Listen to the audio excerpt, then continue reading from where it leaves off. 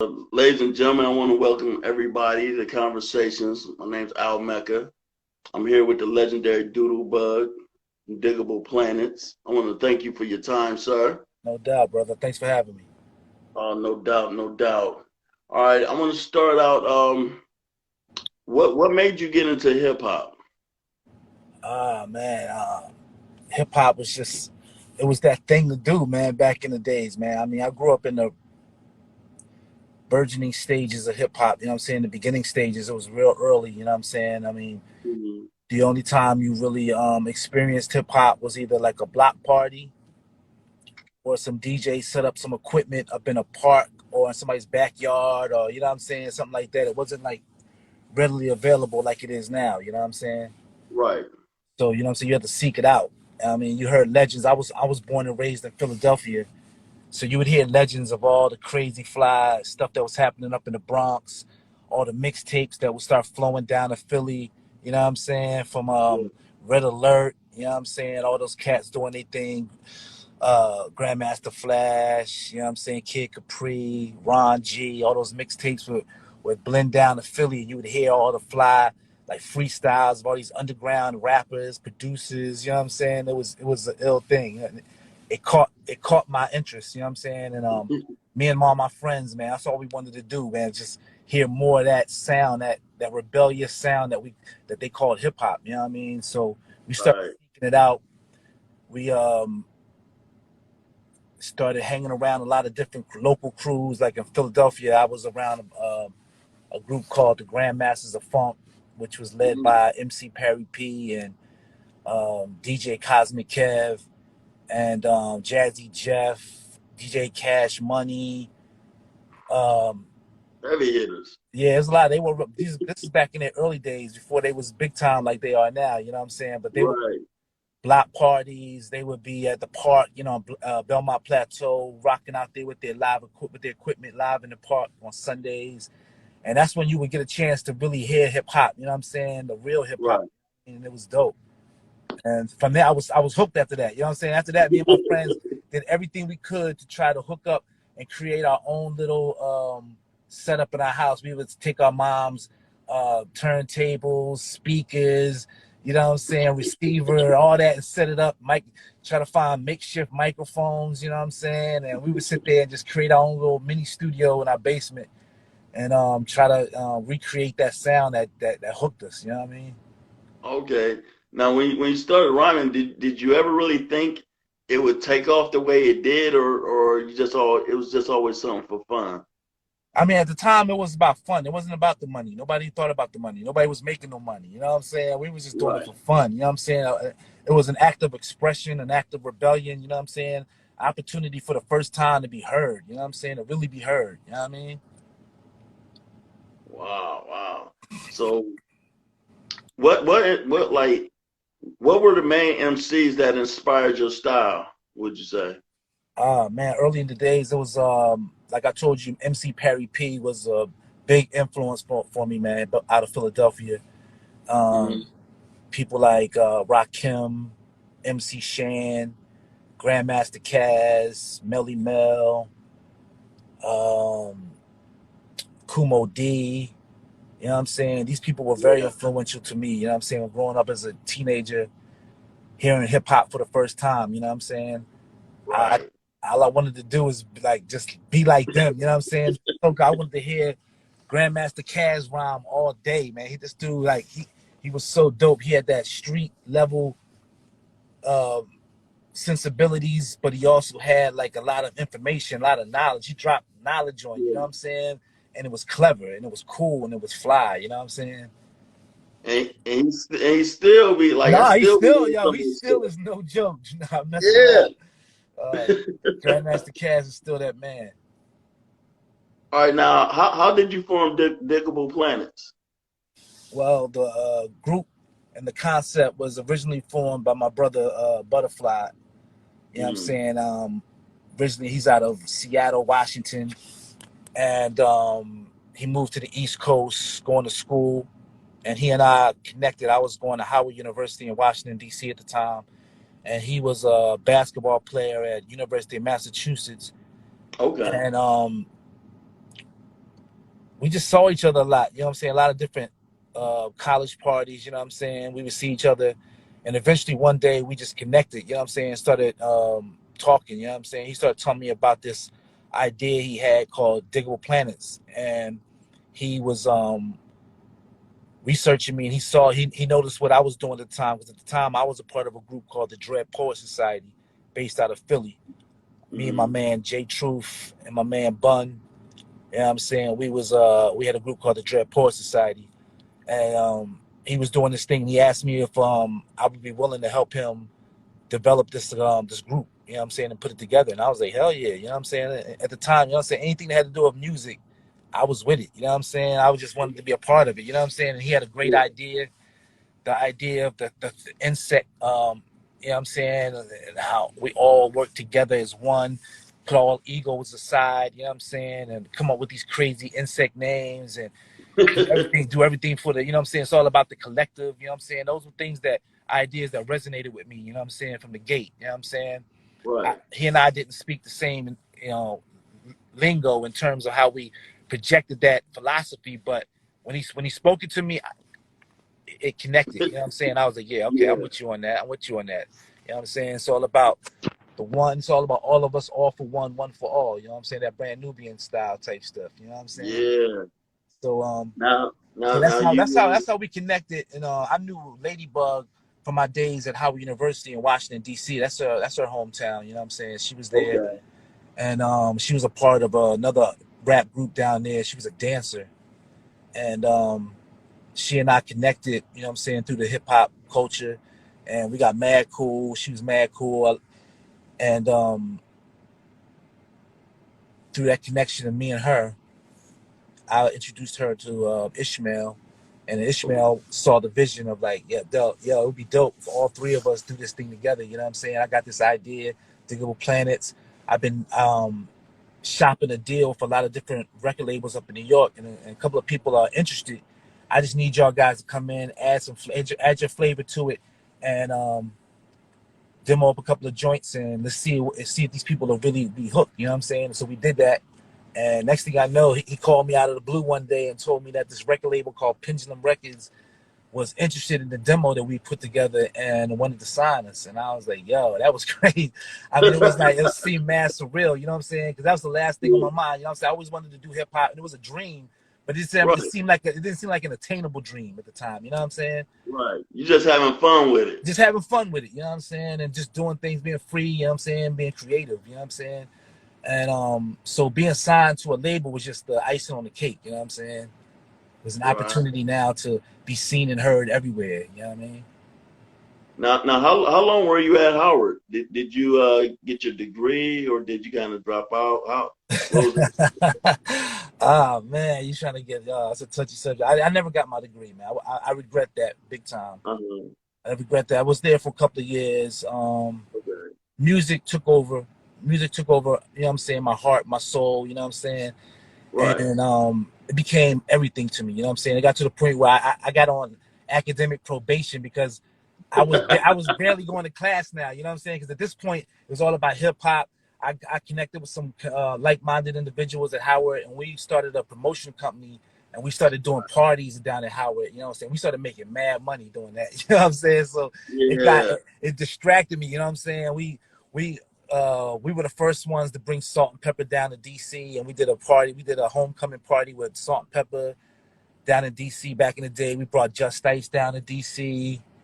It was mad. We had mad fun, man. You know what I'm saying? And because of Yeah. that, it kind of distracted me and took me off my academic. You know what I mean? But at the same time, it opened me up to a whole nother world. I started meeting mad people, and through those associations and parties and all that is how I met Ishmael, and how, you know what I'm saying, the whole Digable Planet thing came together. You know what I mean?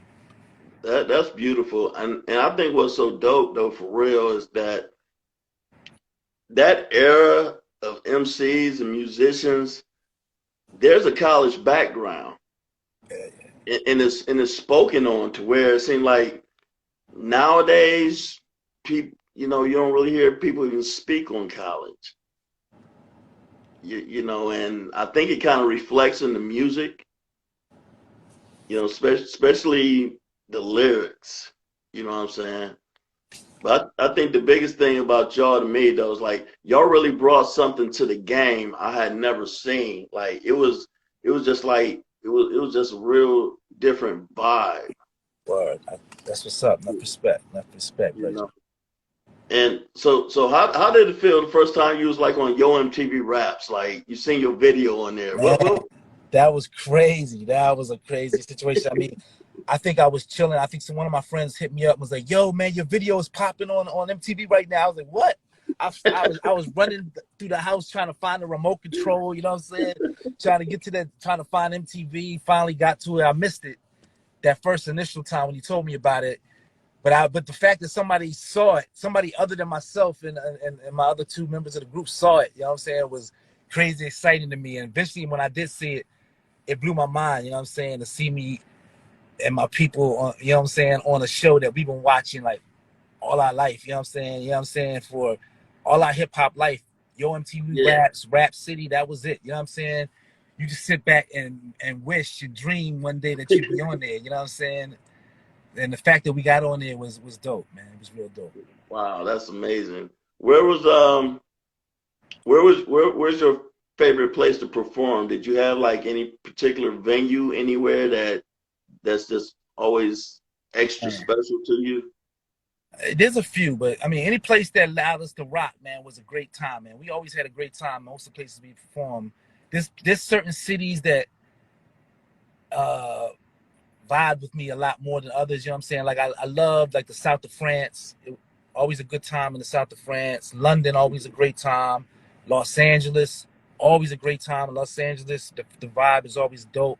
The Bay Area, Atlanta, Chicago, New York City, my hometown, Philly, of course, you know what I'm saying? Always good vibes, you know what I'm saying? So every time I go to those places, I got a lot of friends, I got family, you know what I'm saying? And the fans just like just show us mad love, like, you know what I'm saying? So those are some of Yeah. my favorites right there, man. So the first time you went overseas, were you surprised at how they received y'all? Like you know, explain that experience. Nah, man, yeah, of course. I mean, I'm a kid from Philly, man, from North Philadelphia. I never been outside of the country ever. You know what I'm saying? Prior to music. Music took me around the world a few times and that was dope. The first time we went, I think we went to London and our record label took us out there and we did we had to do some press out there and a couple of showcases and it was crazy, man. You know what I'm saying? To see people driving on the wrong side of the, you know what I'm saying, on the other side. I shouldn't say the wrong side because the them is the right side, Right. but I just wasn't used to that. It was crazy to me, man. To see people driving on that side, the accents, the culture, you know what I'm saying? Just it was different. It was mad different. I was like sitting there just soaking it all up. You know what I'm saying? But it was different, but it was also the same, you know what I'm saying, in certain Right. ways, you know what I mean? Of course, racism was everywhere, you know what I'm saying? No matter where you go. I realized that once I started traveling the world, I realized that it wasn't just an American, you know what I'm saying, thing. It was Yeah. this is a worldwide sickness, you know what I'm saying? Wow. That's crazy. Now you're a family man, right? No doubt. So over the last couple of years, you know, with this whole pandemic thing, how have you and your family been holding up throughout this, you know, these events going on? Man, we've been doing good, man. I mean, in fact, the pandemic in a way kind of brought us together closer. You know what I'm saying? My kids and I gotten super close. Because of the pandemic, they couldn't go to school, so I had to become their teacher. You know what I'm saying? And that definitely brought us a lot closer. You know what I'm saying? We spent a lot more time together, taking a lot more family walks, bike Mhm. rides, hikes, going on family, little trips. You know what I'm saying? Just us together. You know what I'm saying? That was fun because prior to the pandemic, I was on the road a lot. You know what I'm saying? We all at school, wife working. You know what I'm saying? So wasn't we weren't always together. You know what I'm saying? So the pandemic kind of brought us together a lot more than it did before. You know what I'm saying? Right. Just kind of brought that unity back. Like this, is what family is all about. Yeah, no doubt. That's beautiful.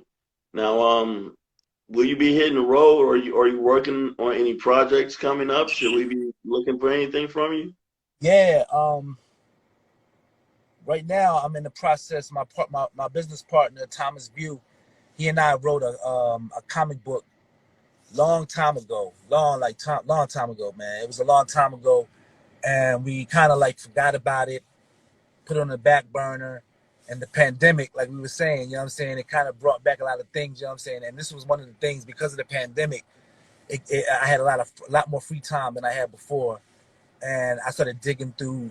Bored one day, I was digging through a bunch of old files, and I came across the old stories that we wrote for our comic book series, and Mm, we started talking, and then we started reviving the whole idea again. You know what I'm saying? So right now I'm in the process of getting this the first episode out. You know what I'm saying? We're trying to get the first comic book is going to be out. It's going to be a leather bound limited edition copy. You know what I'm saying? Each panel is a piece of artwork that a sister named Kim D out of Virginia. She drew each panel in mm, oil paintings, and we took digital pictures of them. You know what I'm saying? And we turned them into we wrote stories around each of the panels. You know what I'm saying? And we're creating it into a book.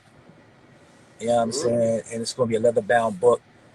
And it's a passion project for me. You know what I'm saying? I'm very Wow. excited. I've been working on this for a long time, and finally I think we finally at a point where we're gonna actually publish this thing. You know what I'm saying? So I'm proud of that. I'm working on some music videos with my son. My son and I have been doing some songs together, and that's another proud papa moment for me. You know what I'm saying? Yeah.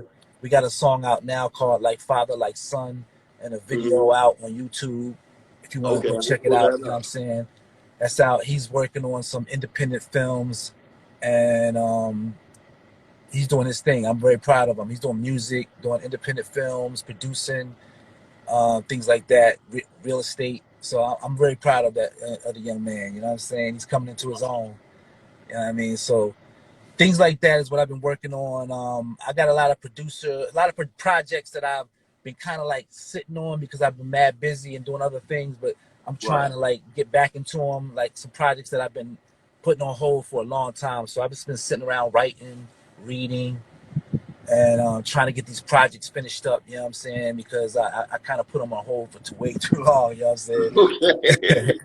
But that's what I'm working on, man. At the same time, just trying to, you know what I'm saying, self care. You know what I'm saying? Trying to take care of myself as best I can, you know what I mean? It's Spread love, you know what I'm saying? Spread love. yeah, There's a lot of hate out here in this world, man. You know what I mean? man. A lot of Yeah, hate out here, it man. is. Hopefully through the music and through interaction with other human beings, we can try to like, you know what I'm saying, fight that shit, you know what I mean? Yeah, yeah. Um, what's the biggest thing you've learned about yourself during the pandemic? Like a personal thing that you learned, you kind of learned or rediscovered about yourself. And I learned how strong and my perseverance, man, is just I didn't give up. I could have given up. You know what I'm saying? I mean, I could have said whatever. You know what I'm saying? I'm at a ripe age. I've done a lot of things in my career. You know what I'm saying? And I could have just said whatever and just went into the, you know what I'm saying, disappeared into the ether. You know what I'm saying? But Yeah. the passion I have for this culture and for the music, it's just this pandemic. It reminded me of that. You know what I'm saying? It reminded me sitting around. You know what I'm saying? In my thoughts. You know what I'm saying? And having a lot of time to really contemplate what I'm trying to do, what I want to do in the future. And I realized, man, that you know what I'm saying. I ain't gonna never stop, man. That's a lot of ageism in the world, man. But I ain't gonna never stop, man. You just can't stop. Once you do something that you love, man, you got a Yeah. passion for. You, why would you stop? You know what I'm saying? I mean, I wasn't making money when I was a teenager doing this. So whether I make money or not, I'm going to continue to do this. And I've been blessed and lucky enough to have had a career that was filled with a lot of ups and a lot of downs. And it made me who I am. You know what I'm saying? It strengthened me and it built that perseverance within me. You know what I'm saying? And I ain't gonna stop, man. I mean, I'm a do. But what the thing is that I've come to learn is that I don't do things on people's time now anymore. I do things on my own time. I do things when I Right. want to do it. You know what I'm saying? I'm not gonna force nothing. I'm not gonna rush anything because that's when it gets corny and whack. You know what I mean? Right. So, and I've done that a couple times in the past. And the older I get, I realize that just take your time, man. Just do what you do, You know what I'm saying? If people feeling it, they're gonna feel it. If they not, they not. You know what I'm saying? You just gotta do you. You can't worry about what other people think and how are people gonna respond to what you do. You know what I'm saying? You just gotta do you. You know what I'm saying? Yeah. And enjoy it. And And enjoy exactly, it. if it's genuine and original, I think like-minded individuals will you know what I'm saying, will correspond and gravitate towards that. You know what I'm saying? Right, So I right. that's something I learned about. That's something I learned. I knew that before, but you know, sometimes you just gotta remind yourself, renew your history. You know what I'm Yeah. saying? So, some kind of kick it into gear, like, you know what? Yeah, exactly, Let me get on this. exactly. I feel you. I feel you. Now it's a lot of young artists nowadays. What and kids really trying to get into this music thing. What advice would you have for them as far as trying to get into the music game?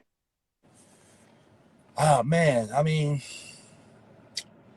just stay true to who you are. You know what I'm saying? And make sure that you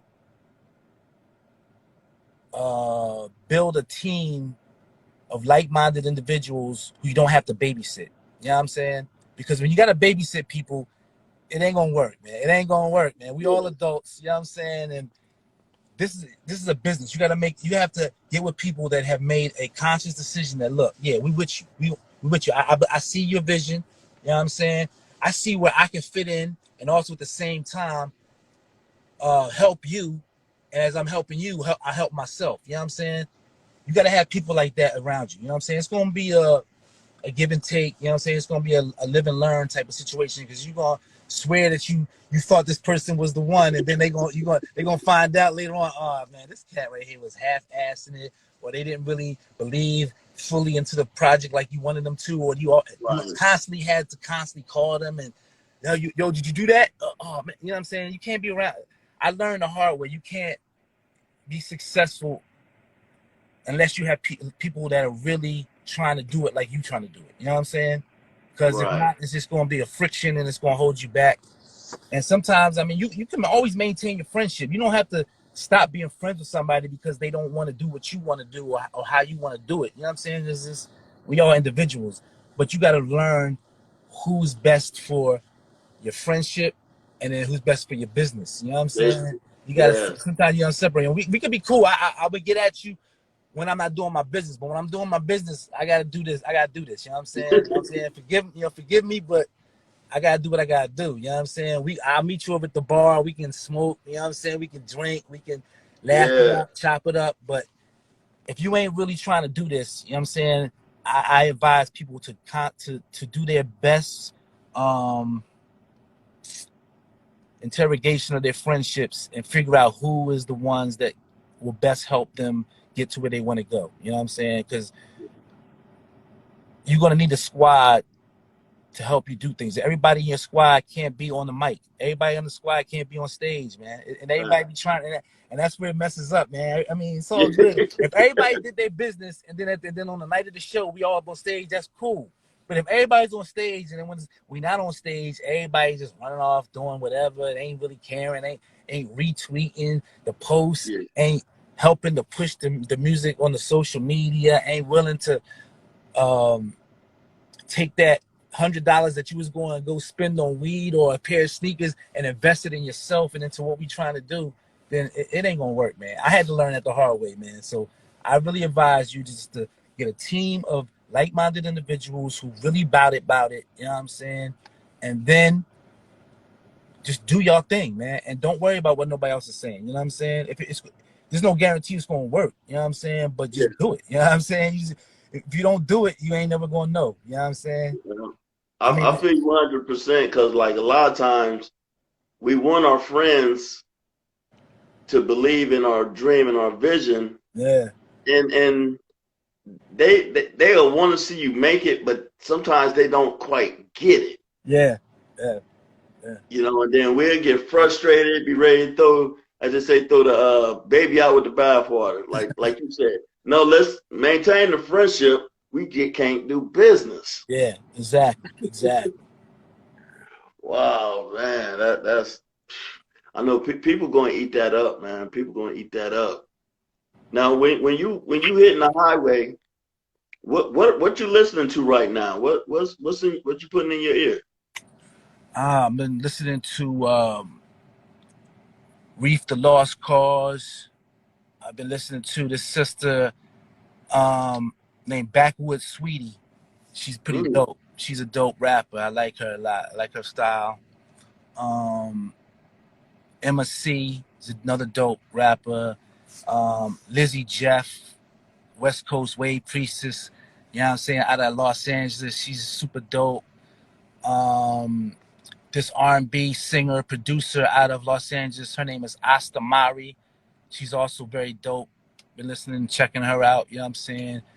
Um, a cat out of Fresno named BKR, Baker Raps. You know what I'm saying? That's my man. mm, Dope. Check him out.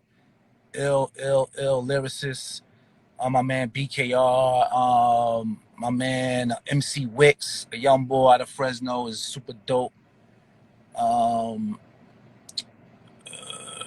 I've been listening to a lot of poetry by my friend Ursula Rucker. mm. I've been digging in her catalog, you know what I'm saying? Okay. Getting some of her inspiring words, you know what I'm saying? And I'm an old school dude, so I listen to a lot of old school. My son puts me on to, and my daughter puts me on to a lot of the new music, you know what I'm saying? I ain't got nothing against it, you know what I'm saying? Right. I don't like all the old music, you know what I'm saying? So Right. there's no way you're gonna like all the new music, but Yeah. you just like what you like, you know what I'm saying? Whatever, you know what I'm saying, vibes Yeah. with you, you feel it. And there's a lot of new music out there that I'm vibing with, I'm feeling, you know what I'm saying? Yeah. That's why I tell people, like, sometimes when they get to beating the young cats upside the head, I like, we ain't like everything back then. Yeah, We ain't like everybody. exactly. That's impossible. Word. Give me I want you to give my audience one book recommendation you think they should read. Give me one book recommendation. I think you should go out and read the book by Wise Intelligent. It's called um, The Dumbing Down. I think it's called The Dumbing Down of a Rapper, 3/5 of MC. I'm killing the title, but it's something like that. It's called The Dumbing Down of a Rapper. And Okay. it's by Wise Intelligent of Poor Righteous Teachers. You know what I'm saying? Right. Rock This Funky Joint. It's a very Right. good book. You know what I'm saying? It's definitely a book that if you into music, the music industry, you know what I'm saying? It's a book you should read. You know what I'm saying? Okay. Yeah, I'm definitely check that out. I was not aware of that book. Yeah, I'm gonna definitely look that up. Yeah. Man, Duba, my brother, I want to thank you so much for your time, man. I know you're busy and you're a soccer dad. Yo, my son is getting good. I remember back in the day, he couldn't even kick the ball. Now the young boys out there little doing moves and like, you know what I'm saying? Like, he's doing good, man. I'm proud of him. I'm proud of my little young. Yeah. Hey, a And my lot of daughter too. Don't sleep. My daughter's coming up too. She's getting good at it too. yeah. Yeah. My granddaughter plays soccer. That's why I thought it was That's what's funny. up. That's what's up. Yeah. All right, man. You and your family stay blessed and stay safe. And once again, I want to thank you for joining me on Conversations, my brother. Man. Peace, my brother. Thank you for having me, man. All right, peace. All right. One love. One.